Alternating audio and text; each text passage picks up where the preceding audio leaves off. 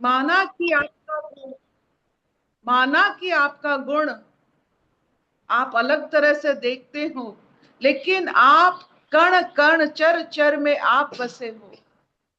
ये जो बोध जिसको आ जाता है, वो शब्दों के माध्यम से अपने आप को उलझाता नहीं, ये अंगुलियां दूसरों को दिखाता नहीं है। वो सिर्फ और सिर्फ सुख में विचरण करता है, क्योंकि वो जानता है उसके सिवा यहाँ कुछ नहीं है। ये पेड़ पौधे, ये सब चर अचर, सब उसी का ही हिस्सा है। ये मानने वाला चाहे ना चाहे उसको सुख मिलता रहेगा, उसको आनंद मिलता रहेगा। वो कभी दुख क्या है उसको पहचान में भी नहीं आता है। उसको पूछोगे आपने दुख देखा है, वो कहता है नहीं, दुख क्या है यहाँ, संसार में दुख नहीं होता है, आपकी सोच में होता है। जो दुखी है अपने एहसास के बल पर दुखी है। और आप जान ले कि आप जिस जिन जिन जिनको के साथ आप मिले हो, सब कहते हैं संसार दुख है, लेकिन अष्टवक्र कहते हैं संसार सुख है। सुख ही सुख चारों तरफ है, आनंद ही आनंद चारों तरफ है। आपकी देखने वाला बोध कहाँ है? जिस चश्मा को आप पहनोगे वही दिखेगा। एकत्व चश्मा में आपको सब जब अपना ही अंश मान लेते हो, तो दुख कहाँ है? भिन्न भिन्न मत मत से अपने आप को बचाइए, भिन्न भिन्न चेतना से खुद को बचाइए। एकत्व भाव में, ये बोध में आप सिर्फ और सिर्फ एक आनंद और आनंद की धारा है।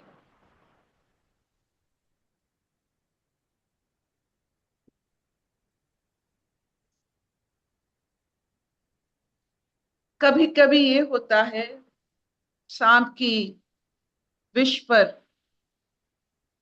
हिरण की कस्तूरी पर, मृग की गति पर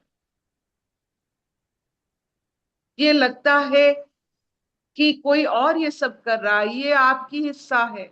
सांप की विष आप हो, ये सब आप हो। जो जैसा है वो सही है। जो इसमें जो ये नहीं जानता है सब सही है, वो अपने आप को तिल तिल करके मनुष्य होते हुए भी,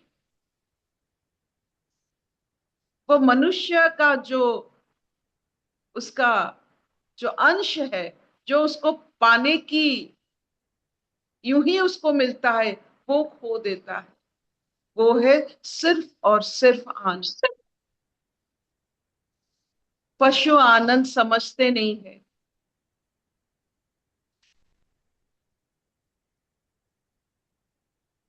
देवताओं की आनंद की जरूरत ही नहीं है।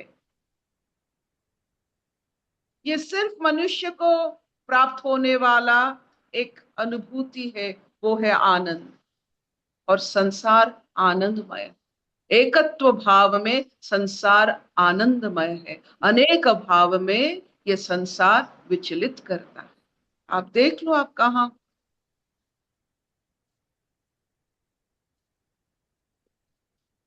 जब तक ये आप देखो, अभी आप ये शरीर धास में आ जाओगे, तब लगेगा कितने शरीर है, ये अलग है, वो अलग है, ये अलग है।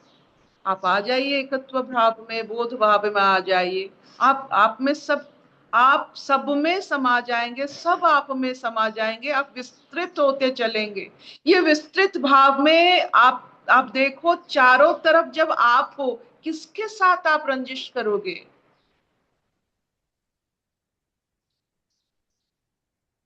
जो सामने है वो आप हो, जो पीछे है वो आप हो। किसके साथ आप मन मैला करोगे? ये एहसास है, डूब जाओ इसमें, प्राप्त करो। इसके सिवा प्राप्ति के लायक इस संसार में कुछ नहीं। एकत्व भाव, एक ब्रह्म द्वितीय नास्ति, ये जो रटते रहते हैं, उस अवस्था में पहुंचना एक ही कर्म है यहाँ। बस इस कर्म के बाद अगर हमें आनंद ही आनंद मिलता है तो क्यों ना करें ऐसा।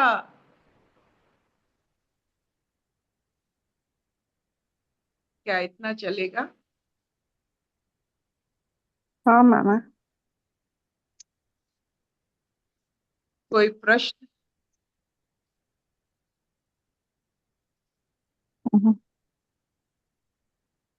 विषय बोध में शांता जी, जितना भी आप निपुण हो, जितना भी आप बारीकी से विषय बोध को आप देखते होंगे और उसको प्रसारित करते होंगे, ये विषय बोध विष बनता है। विषय और विष में कोई पहचान आप नहीं कर पाओ।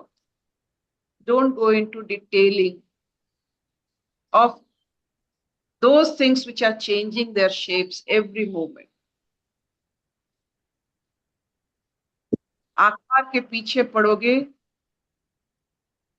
कुछ मिलेगा नहीं। आप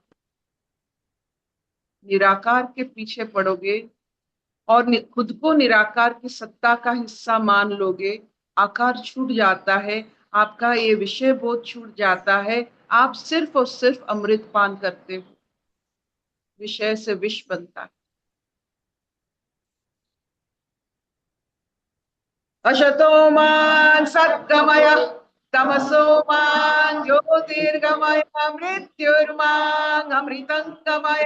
सर्वे निःस्विना सन्तु, सर्वे सन्तु निरामयाः, सर्वे भद्राणि पश्यन्तु, मा कश्चित् दुःखभाग् भवेत्। ॐ शान्ति शान्ति शान्ति। हरिओम दीदी। हाँ बोलिए। ये निराकार में माने और आत्मा आत्मा नहीं माने, ये मतलब कि कैसे होगा? निराकार ही आपकी निराकार भाव ही आपका आत्म भाव है, जिसमें आकार नहीं होता है। आत्म भाव में आकार नहीं हो सकता है। वो पंचभूत से बनाया ही नहीं गया है कि कोई आकार ले सके।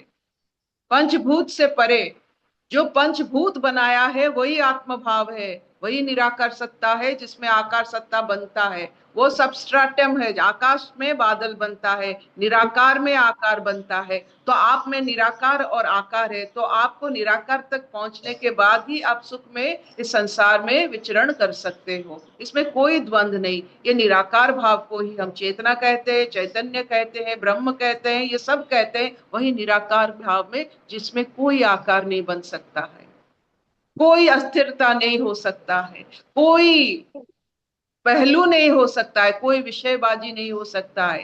ये इतनी सूक्ष्म होता है कि वो सब में हो सकता है और सब उनमें हो सकते, इतनी विस्तृत है। यही अवस्था ही बोध कहा जाता है। जी। थैंक यू मामा, thank you. Okay.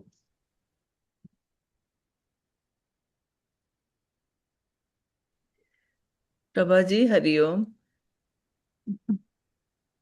Prabha ji, ये बात सुन के कि एकत्व बोध जब हमारे में आ जाता है और उसको हम फील करते हैं, जैसे मैं अभी फील कर रही हूँ, तो मेरे को लगता है सब एक ही हैं। तो इतनी प्रफुल्लता आ रही है कि कोई भिन्न है ही नहीं मेरे से, सब हम एक ही हैं। तो एक खुशी का, आनंद का अनुभव हो रहा है, इतना हाँ, अच्छा लग रहा है।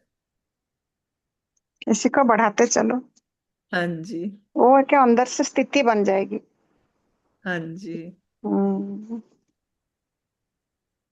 तो फिर वो एक